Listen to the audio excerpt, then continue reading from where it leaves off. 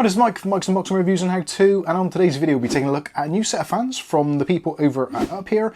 This is their new U2C. Keep watching to find out more.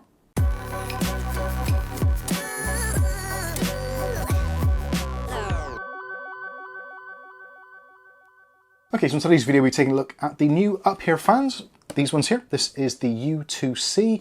These actually come in a variety of shapes and flavours and quantities, which potentially could be very good for individuals depending on your case setup, etc. There's some pros and some cons, and yeah, how can I put it? They are slightly meh, which probably isn't the best thing to start off with a review, but they do have some actually very cool features, including one of which is their kind of highlight, which is the fact these are daisy chainable fans. Now, they're daisy chainable in their own way with a proprietary connection, which makes actually wiring a lot simpler. So I'll try and put some stuff on the screen so you can see basically how it works. Essentially, there is like a 6-pin cable which links up each one of the fans, and then the last fan in the chain has its own split out kind of cable, and that is powered by a single SATA, a PWM 4-pin, and also there is a 5-volt addressable RGB. Now, if you don't want the RGB version, you just want the plain fans without all this lighting show going on, they actually do a plain version as well.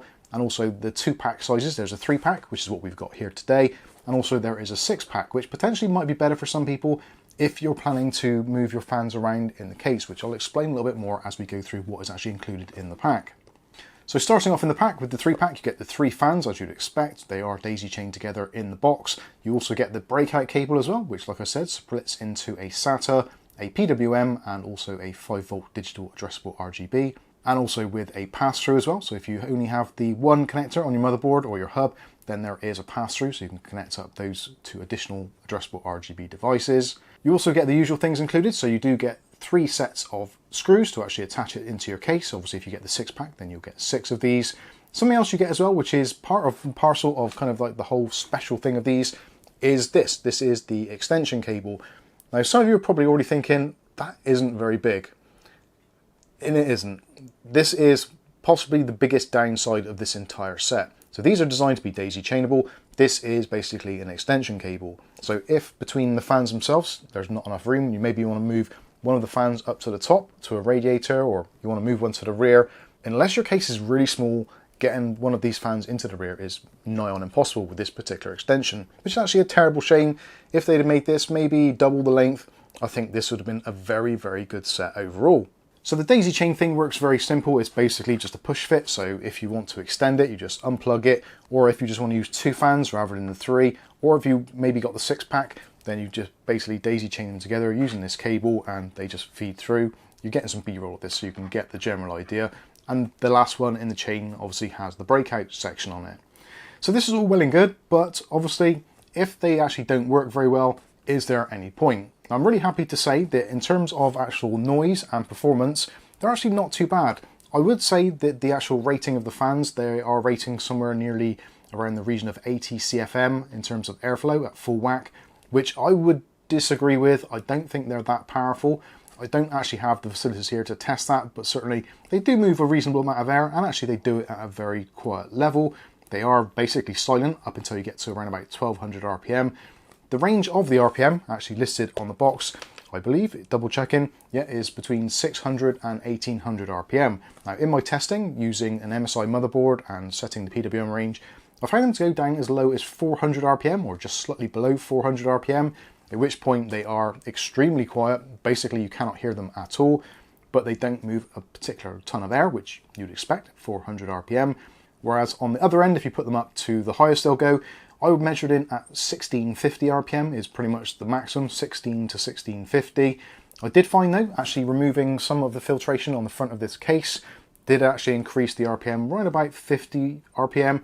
So not a great deal, but we did max out at 1700. It does say on the packaging, the measurements are kind of within a 10% tolerance. So yeah, it is kind of within scope, but they don't spin as fast as they say on the box, or at least they didn't in my instance.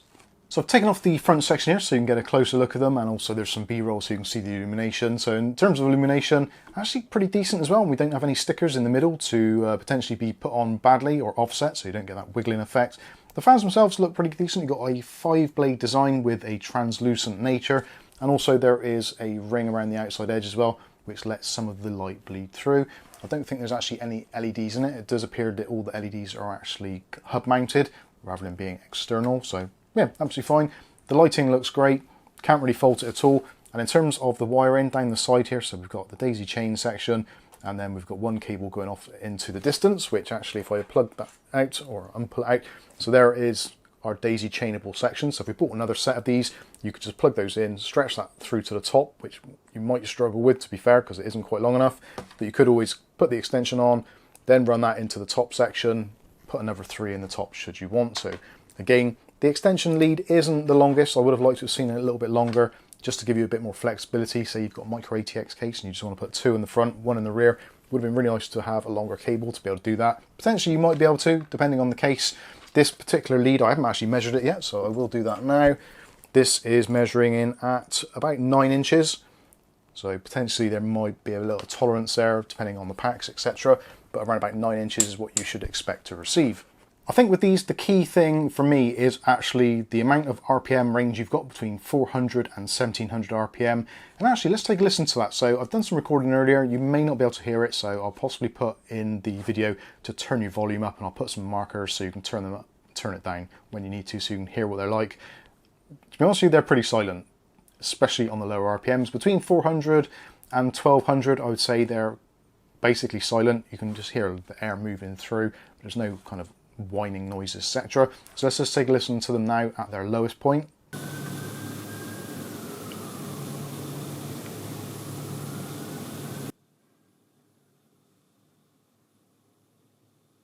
So yeah, effectively they are silent. So let's take it to the opposite end of the spectrum and put them on full blast, and you can hear what they sound like then.